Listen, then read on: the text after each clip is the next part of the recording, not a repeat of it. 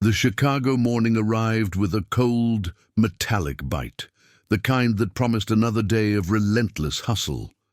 It was just past 6 a.m., and the city was already a symphony of noise and motion.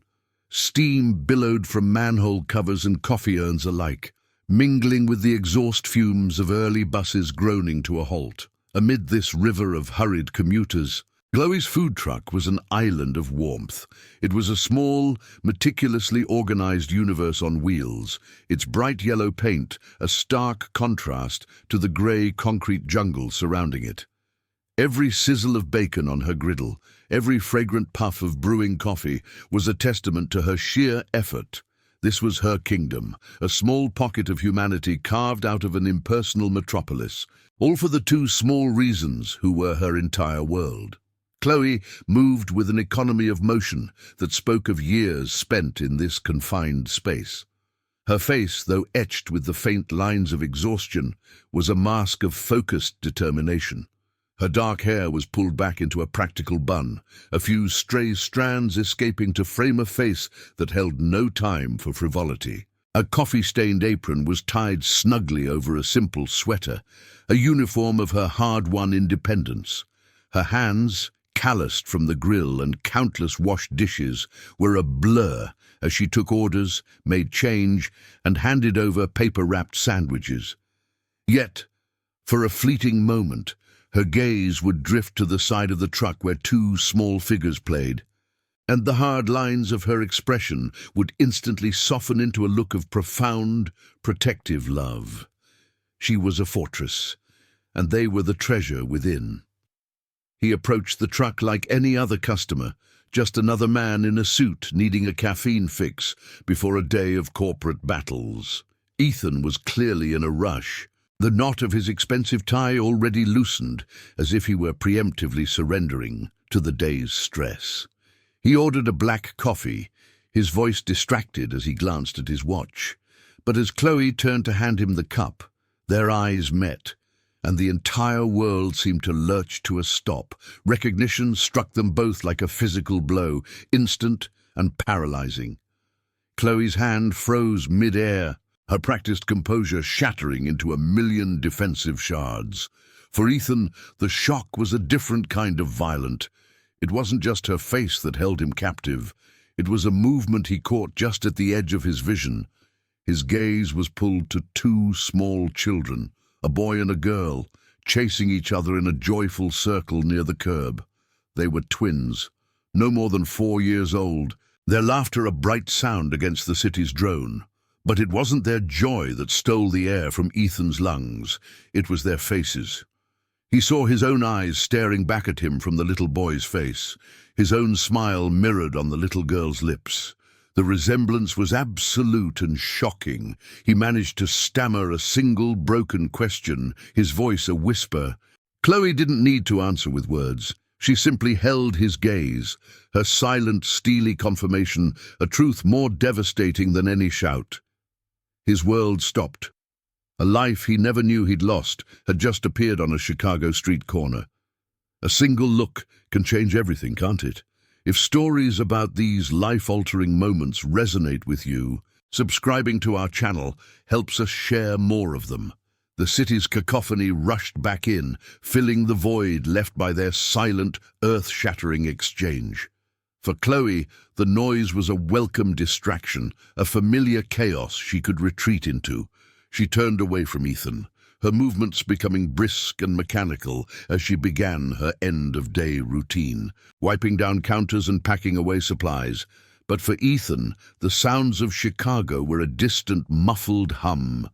His entire universe had collapsed to this single street corner, to the sight of her back, rigid with years of unspoken pain, and the two small children who were now laughing as they packed away their toys, completely unaware that the ghost of their father was standing just a few feet away, paralyzed by the magnitude of what he had just discovered.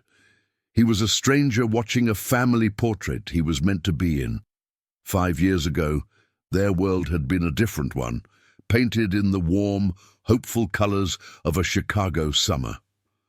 Chloe was a brilliant culinary student, her hands always smelling of spices and her laughter echoing in the small apartment they unofficially shared. Ethan was a young project manager, full of ambition and a quiet intensity that she found irresistible. They had met at a farmer's market, arguing over the last basket of heirloom tomatoes, and the connection was instantaneous. Their days were filled with stolen kisses between her classes and his meetings, and their nights were spent dreaming of a future that felt as solid and real as the city skyline outside their window. They spoke of a small restaurant, of a life built together, a promise whispered in the humid late-night air.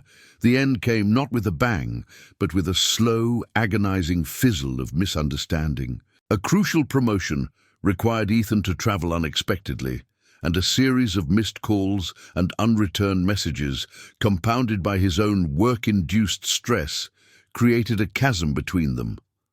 Chloe, already feeling insecure about their different backgrounds, interpreted his silence as a withdrawal, a quiet confirmation of her deepest fears that she wasn't enough. When she finally reached him, the conversation was strained and full of accusations neither of them truly meant. He promised to call back, to fix it when he returned, but he never did. Chloe waited, her hope eroding with each passing day, until she was left with the hollow certainty that he had simply moved on, leaving her and their shared dreams behind. 2 months later, the world tilted on its axis again. The positive pregnancy test was not a joyful confirmation, but a terrifying verdict. Alone, feeling utterly betrayed and abandoned, a fierce, protective instinct took root in her soul. She would not subject her children to a father who had so easily discarded their mother. She packed her few belongings, left her culinary program, and vanished. Moving to a new neighborhood in the sprawling anonymity of Chicago, she poured every ounce of her grief and determination into a new dream.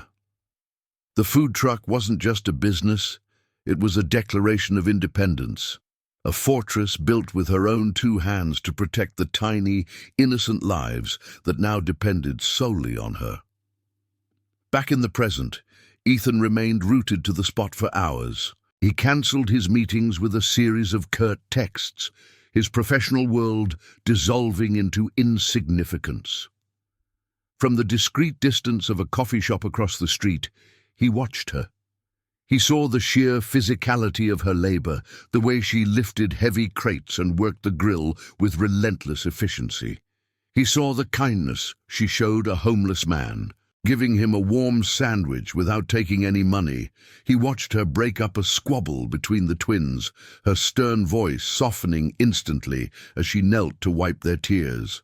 He witnessed a lifetime in a day, a testament to a strength and resilience that both humbled and shattered him. He wasn't just seeing a woman he once knew, he was seeing the hero of a story he had never been told. As dusk settled over the city, casting long shadows that mirrored the one in his soul, he finally approached her. The twins were asleep in a small, makeshift bunk inside the truck, their peaceful faces a stark contrast to the storm brewing outside. The air between him and Chloe was heavy, charged with 5 years of silence. She faced him with the cold, weary expression of a soldier who had been fighting a war alone for far too long. Her arms were crossed over her chest, a physical barrier against the man who was the source of her deepest wound. She was waiting for an excuse, an apology, perhaps even an offer of money. She was prepared for anything except the raw, unvarnished truth she saw in his eyes. He began to speak, his voice hoarse with emotion. He didn't offer excuses or try to explain away the past. Instead, he told her about his life, a narrative of professional success that now felt utterly hollow. He spoke of a persistent, undefined emptiness he could never name, a sense that something vital was missing. He looked from her face to the darkened window of the truck where his children slept, and his composure finally broke. He confessed that seeing them, seeing her, was like finding a limb he never knew he'd lost. The regret in his voice was not for a mistake, but for a whole existence he had been denied, a life he had failed to live beside her. Then, in a move born of sheer desperation and overwhelming love, he did the most irrational and honest thing he had ever done. "Marry me, Chloe," he said, the words cutting through the tense silence. It wasn't a romantic proposition whispered over candlelight. It was a raw, broken plea. He explained that he didn't want to be a visitor in his children's lives, a name on a birthday card or a voice on the phone. He wanted to be there for the scraped knees, the nightmares, the school plays, and the quiet Sunday mornings. He had lost 5 years, and he refused to lose a single second more. He was asking her not just for forgiveness, but for a future, for the chance to build the family they should have been all along. Chloe stared at him, her first reaction a jolt of pure, unadulterated shock, which quickly curdled into a hot, defensive anger. The audacity of his proposal felt like a profound insult to her struggle. Did he think he could just reappear and fix 5 years of hardship with a single grand gesture? She saw it as an attempt to purchase a ready-made family, to erase his absence with a wedding ring. Her voice, when she finally found it, was laced with the icy fury of a woman who had been forced to be strong for too long. She told him he knew nothing of her life, of the nights she spent worrying about rent, or the fear she felt when one of the twins got sick. Her pain, her fear, her entire life's work was laid bare in that moment. It's in these crossroads of despair and hope where we see what people are truly made of. If you feel a connection to these moments of raw human honesty, subscribing to the channel helps us continue to bring them to you. Ethan didn't flinch or retreat from her rage. He stood his ground and absorbed every painful word, his expression one of complete acceptance. He knew he deserved it all, and more. When her tirade subsided, leaving her breathless and trembling, he didn't argue. He simply met her gaze and spoke with a calm, unwavering certainty. "You're right," he said softly. "I don't know, but I want to. I'm not going anywhere, Chloe. I will be here tomorrow and the day after that. I'm not asking you to say yes. I'm telling you that I will be here, earning the right to ask again. I will earn my place in your life and in theirs, no matter how long it takes." He would not be the ghost who had disappeared from her past. He would be the man who refused to leave her future. That night, Ethan returned to an apartment that no longer felt like home. It was a space filled with expensive furniture and curated art, but it was devoid of life, of meaning. He found his fiancée, Ashley, reviewing plans for a charity gala. He told her it was over, his voice devoid of any room for negotiation. Her reaction was not sorrow, but a cold, calculating fury. She couldn't comprehend his abrupt decision, seeing it as a personal slight to her social standing. Her mind immediately began to race, suspicion hardening her features. She refused to be discarded so easily. She would find out who had caused this, who this nobody was that had so completely upended her carefully constructed world, and she would make them pay. The next morning, as the first rays of sun cut through the Chicago haze, Chloe was setting up her truck, her heart a tangled mess of anxiety and resentment. And then she saw him. He was standing across the street, just as he had promised, holding 2 cups of coffee. He didn't approach her immediately, but simply gave a small, hesitant nod.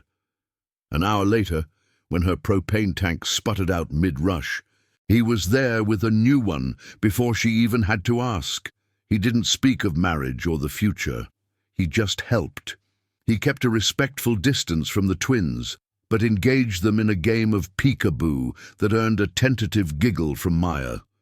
Chloe watched him, her fortress of mistrust showing the first tiny, terrifying crack. The corporate awards dinner was a world away from the gritty Chicago streets Chloe knew. It was a universe of crystal glasses, hushed tones, and dresses that cost more than her monthly earnings. She felt like an imposter, a sparrow in a cage of peacocks, but Ethan's hand never left hers, a warm, steady anchor in the sea of polite smiles. The twins, dressed in their finest, were remarkably well behaved, their wide eyes taking in the spectacle with a quiet awe that grounded the entire experience in something real. Then Ashley arrived. She moved through the room with a practiced grace, but her eyes, cold and sharp, found Chloe instantly. The air grew thick with an unspoken challenge, a silent declaration of war in the middle of a ceasefire. The fragile peace of their evening shattered before a single word was even spoken. Ashley glided to their table, a perfect smile plastered on her face that didn't reach her eyes. Her voice, a carefully modulated weapon, was just loud enough for the surrounding tables to overhear. "Ethan, darling, I see you brought your charity case," she began, her gaze sweeping over Chloe with disdain. The attack was swift and brutal. She painted Chloe as a conniving opportunist from the wrong side of the tracks, a woman who had cleverly used her children as bait to trap a man of means.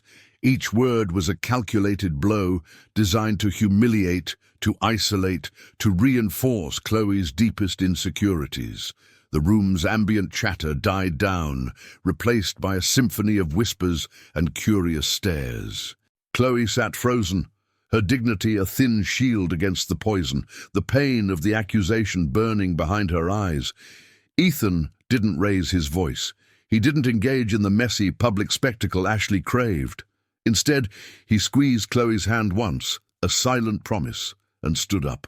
With a calm that was more unnerving than any outburst of anger, he walked directly to the stage. The event's host was in the middle of an introduction, but he paused as Ethan approached, a look of confusion on his face. Ethan took the microphone with a polite but firm gesture, the entire ballroom falling into a stunned, expectant silence. Ashley's triumphant smirk faltered, replaced by a flicker of uncertainty.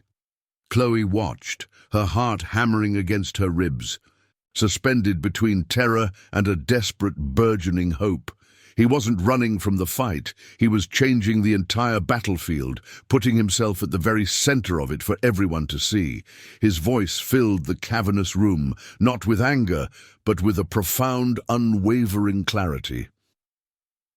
"Good evening," he started, his eyes scanning the crowd before locking onto Chloe's. "Many of you are here tonight to celebrate professional achievements, but I recently learned what a true achievement is."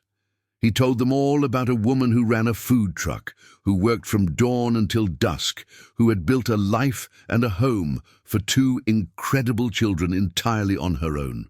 He spoke of her strength, her integrity, and her quiet dignity. He then looked directly at Chloe and, in front of hundreds of his peers, he apologized. He apologized for the years he wasn't there, for the hardship she endured alone, declaring that the world she had built was more real and more valuable than any success they were celebrating that night. Finally, his gaze shifted to Ashley, his tone becoming cool and decisive. "My past is in the past," he stated, the words carrying an unmistakable finality. "My future has a name. It's Chloe. And those are my children, Leo and Maya. They are my life's work now."